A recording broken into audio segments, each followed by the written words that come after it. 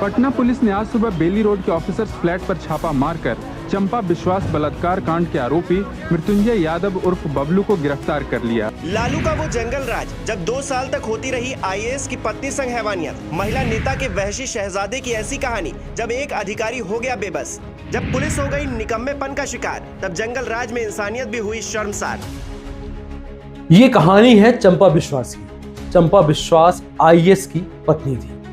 इतना रेप हुआ, 2 साल तक बलात्कार हुआ कि उसे अपनी नसबंदी करानी पड़ गई। सोचने की बात है, समझने की बात है, क्या लालू के जंगल राज में ऐसी कितनी बेटियां, कितनी माएं और कितनी युवतियों के साथ ऐसा जंगल राज में हुआ होगा, इसका अंदाजा आप लगा सकते हैं। तो चलिए हमारे साथ देखते रहिए पूरी चंपा विश्वास की उस एक कहानी पर, जो कहानी शायद अब दोबारा कहीं ना दोहराई जा सके। अभी आपने एक वीडियो देखा। इस वीडियो में जो व्यक्ति गिरफ्तार होकर पुलिस के साथ पुलिस वैन में जाता दिखाई दे रहा है, यह नेता और कोई नहीं बल्कि राजद के उस जंगल राज की विधायक का लड़का मृत्युंजय यादव है, जिसने लगातार 2 साल तक एक आईएएस की पत्नी के साथ बलात्कार किया, उसकी मां के साथ बलात्कार किया, उसकी बहन के साथ बलात्कार किया। घर में काम करने वाली वो 2 नौकरानियां थी, उनके साथ 2 साल तक बलात्कार करता रहा, जिसमें कुछ तो लापता हो गई और जो कुछ बची वो अपनी आप बीती आज कहती नजर आ रही हैं। हम बात कर रहे हैं आपको उस जंगल राज के बारे में, जो जंगल राज राजद की सरकार के समय लालू यादव के मुख्यमंत्री रहते हो। आईएएस का पावर, आईएएस की शक्तियां भी वहां पर काम नहीं आई और पुलिस तमाशबीन बनकर पूरे इस बलात्कार को, पूरे इस रेप कांड को निहारती रह गई। इस जंगल राज में आज 15 वर्ष बीत जाने के बाद यह पुनः जंगल के लोग आज चुनाव के मैदान पर हैं और इस चुनाव के मैदान पर शायद यह 15 सालों के बाद फिर से यह बोतल में बंद हुआ जिन्न फिर से निकल कर आया है। मेरे साथ लगातार आप बने रहिए। मैं आपको बताऊंगा इस 2 साल तक लगातार होने वाले बलात्कार की एक एक कहानी, एक एक चीज जो शायद हमारे पास आई हुई है। और हम आज आपसे बात करेंगे देश को हिला देने वाले बिहार के आईएएस की पत्नी के साथ 2 साल तक राजद नेता के बेटे ने कैसे बलात्कार किया।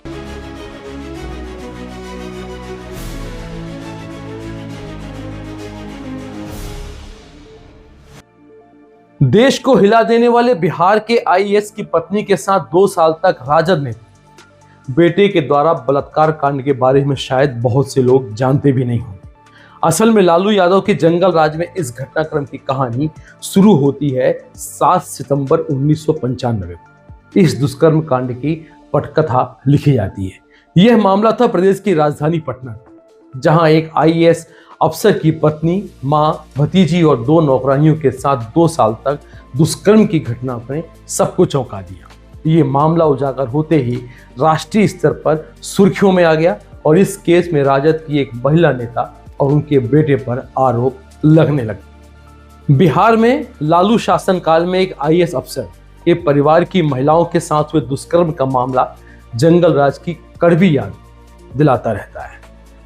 1995 से 1997 तक राजद नेता के बेटे पर अफसर की पत्नी, मां, भतीजी और नौकरानियों के साथ दुष्कर्म करने का आरोप लगा था। बाद में आरोपी गिरफ्तार हुआ, निचली अदालत ने सजा सुनाई, लेकिन हाई कोर्ट ने सबूतों के अभाव में उसे बरी कर दिया। बिहार में राष्ट्रीय जनता दल सुप्रीमो लालू यादव के शासनकाल में, जंगल राज के शासनकाल में जंगल राज का मुद्दा तमाम विपक्षी नेता उठाते रहे। आम लोगों के मन में भी इसे लेकर डर बना रहा। एक दौर में ऐसा मामला भी सामने आया जिसने इस मुद्दे को राष्ट्रीय स्तर पर हवा दे दी। आइए जानते हैं कौन है वह पीड़िता और कौन है इसका मुख्य आरोपी। बिहार की राजधानी पटना में सामने आए इस मामले ने नेता, नौकरशाही और कानून व्यवस्था की पोल खोलकर रख दी थी। केस है साल 1995 का। बहरहाल मामला यूं है कि 1982 बैच के आईएएस अफसर की 18 जुलाई 1990 को शादी होती है। मीडिया रिपोर्ट्स के मुताबिक साल 1995 में वह अफसर को बिहार सरकार में सचिव स्तर के पद पर तैनाती की जाती है। इसी क्रम में वह आईएएस अफसर 2 नवंबर 1995 को पटना में बेली रोड पर हड़ताली मोड़ स्थित सरकारी आवास में अपने परिवार के साथ रहने के लिए आता है। इसके बाद अफसर समाज कल्याण विकास विभाग में अपना पदभार ग्रहण करते हैं और सब कुछ सामान्य रूप से चलता रहता है। पटना के एक वरिष्ठ पत्रकार ये भी बताते हैं कि अफसर वैद्य और ज्योतिष के भी अच्छे जानकार हुआ करते थे। बहरहाल इसी दौरान आरजेडी विधायक और रसूखदार नेता हेमलता यादव को बिहार समाज कल्याण बोर्ड का अध्यक्ष बनाया जाता है। यहीं से असल मामला शुरू होता है। मामले की आरोपी राजद विधायक हेमलता को पीड़ित आईएएस अफसर के ठीक बगल वाला घर रहने के लिए सरकार की ओर से अलॉट किया जाता है। कुछ ही दिनों के बाद विधायक इस घर में शिफ्ट होती है और उनके साथ उसका 27 साल का बेटा और इस केस का मुख्य आरोपी मृत्युंजय यादव भी यहां पर आता है, जो कि उस वक्त दिल्ली में DU हिंदू कॉलेज का एक छात्र हुआ करता था। अब जानिए कि क्रूरता और दुष्कर्म की पूरी कहानी क्या है। देश को हिला देने वाले इस कांड में अब तक के किरदारों को आप समझ चुके होंगे। अब इस घटनाक्रम के आगे की कहानी शुरुआत होती है 7 सितंबर 1995 को। इस दुष्कर्म की पूरी पटकथा लिखी जाती है और जब मीडिया रिपोर्ट्स के मुताबिक उक्त दिन हेमलता यादव उनका बेटा घर पर ही मौजूद थे। उसके साथ राजद के और भी नेता उसके घर आए हुए थे। आरोप है कि हेमलता पीड़ित आईएएस अफसर की पत्नी को फोन करती है और वह कहती है कि मेरे नौकर की तबीयत खराब है, घर के काम में मदद के लिए आ जाओ। पीड़ित आईएएस अफसर की पत्नी हेमलता के घर जाती है। आरोप है कि हेमलता उन्हें अपने साथ एक कमरे में लेकर जाती है और बाहर से दरवाजा बंद कर देती है। कमरे में हेमलता का बेटा और मुख्य आरोपी मृत्युंजय यादव मौजूद रहता है। आरोप है कि वह पीड़ित आईएएस अफसर की पत्नी को अपनी हवस का शिकार बनाता है, दुष्कर्म करता है और दुष्कर्म की यही घटना आगे चलकर और भी भयानक रूप ले लेती है। इस घटना के बाद पीड़ित महिला को धमकी देकर वापस उसके घर भेज दिया जाता है। पीड़ित डर के कारण चुप रहती है, परंतु मुख्य आरोपी मृत्युंजय यादव इस दिन के बाद से बार बार इस अपराध को दोहराने लगता है। इतना ही नहीं, आरोप है कि वह पीड़िता के घर जाता और आईएएस अफसर की मां, भतीजी और 2 नौकरानियों के साथ भी दुष्कर्म की वारदात को अंजाम देता था। पीड़ित परिवार की महिलाएं डर की वजह से चुप्पी साधे रहती थी। यहां तक कि पीड़ित नौकरशाह मतलब आईएएस अफसर को भी काफी समय बाद इसकी जानकारी मिलती है और बताया जाता है कि साल 1995 से लेकर 1997 तक करीब 2 वर्ष तक आरोपी पीड़ित परिवार की महिलाओं को अलग अलग समय पर अपनी हवस का शिकार बनाता है। आरोप यह भी है कि क्रूरता इस कदर थी कि अवैध संतान न हो, इसलिए वह पीड़ित की नसबंदी भी करवा देता है। जंगल राज और चौपट कानून व्यवस्था के कारण 2 साल तक यह सब सहने के बाद अंततः पीड़िताएं हिम्मत दिखाती हैं और पटना पुलिस को लिखित में एक शिकायत देती हैं। आरोप है कि पटना पुलिस मामले में कुछ नहीं करती, फाइल को दबा दिया जाता है। हालांकि इसके बाद प्रदेश में विपक्ष और भाजपा के नेता सुशील कुमार मोदी इसे लेकर एक प्रेस कॉन्फ्रेंस भी करते हैं। इस कांड को लेकर वह कई बातों का खुलासा करते हैं। वह प्रदेश में जंगल राज और कानून व्यवस्था चौपट होने के आरोप लगाते हैं। चूंकि मामला एक आईएएस अफसर से जुड़ा होता है, उनके परिवार से जुड़ा होता है, इसलिए यह तुरंत मीडिया में सुर्खियों में छा जाता है। इसके बाद जब शुरू होता है कानून व्यवस्था से खिलवाड़ का दौर। दरअसल पीड़ित आईएएस अफसर अपनी पत्नी के साथ तत्कालिक राज्यपाल सुंदर सिंह भंडारी के पास जाते हैं और न्याय की गुहार भी लगाते हैं और पत्र भी लिखते हैं कि उन्हें न्याय दिया जाए। राज्यपाल बिहार गृह विभाग को शिकायत भेजकर कार्रवाई के लिए कहते हैं। तत्कालिक डीजीपी नियाज अहमद जांच करते हैं और रिपोर्ट देते हैं कि राजद विधायक हेमलता के बेटे पर निराधार आरोप लगाए गए थे। इसके बाद केंद्र सरकार भी राज्यपाल यह रिपोर्ट भेज देते हैं। हालांकि राज्यपाल की पहल पर 1997 में मुख्य आरोपी मृत्युंजय को गिरफ्तार कर लिया जाता है। आरोपी की मां और राजद विधायक हेमलता यादव फरार हो जाती है। मामला मीडिया में तूल पकड़ने और 2 माह तक फरार रहने के बाद हेमलता सरेंडर करती है और मामले को समाप्त करने का प्रयास करती है।